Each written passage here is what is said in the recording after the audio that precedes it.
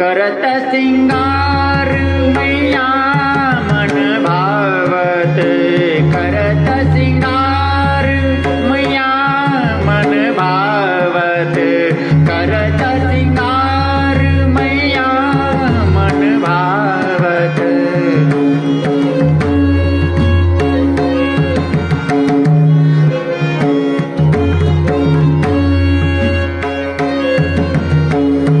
शीतल जल उष्ण कर राख्यो, शीतल जल उष्ण करी राख्यो, ले लालन को बैठन वावत, करत सिंगार मैया मन भावत, करत सिंगार मैया मन भावत।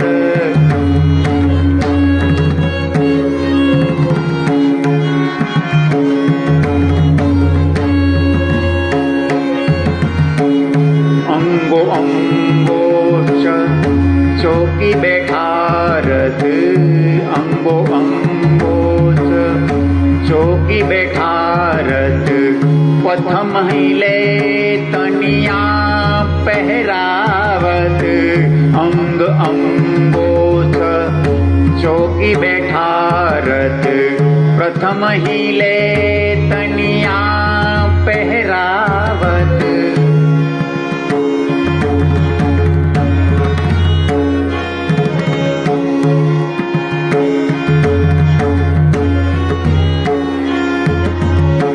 देखो मेरे लाल और सब बालक, देखो मेरे लाल और सब बालक, घर घर देखे से बनावत, करत सिंगार मैया मन भावत, करत सिंगार मैया मन भावत।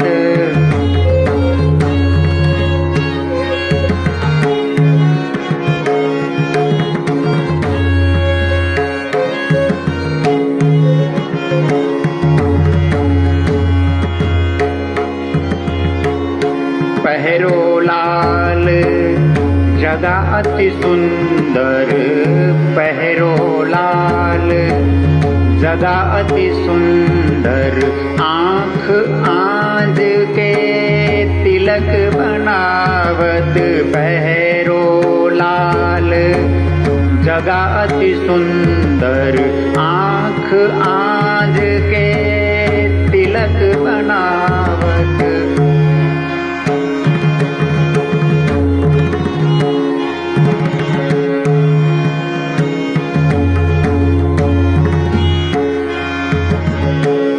सूरदास प्रभु खेलत आंगन, सूरदास प्रभु खेलत आंगन, लेत बलैया मोद बढ़ावत, करत सिंगार मैया मन भावत, करत सिंगार मैया मन भावत।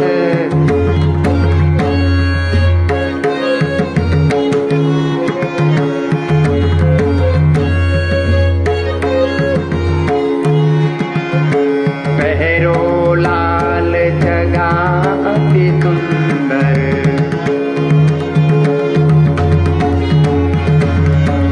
पहरो लाल जगह अति सुंदर, आँख आँज के तिलक बनावत, पहरो लाल जगह अति सुंदर।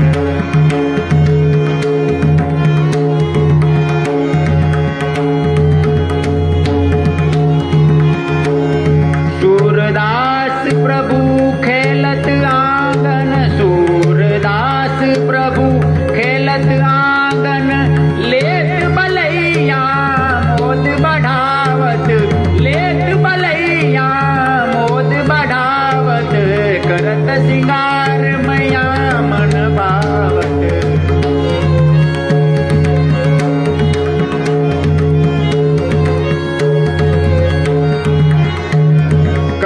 सिंगार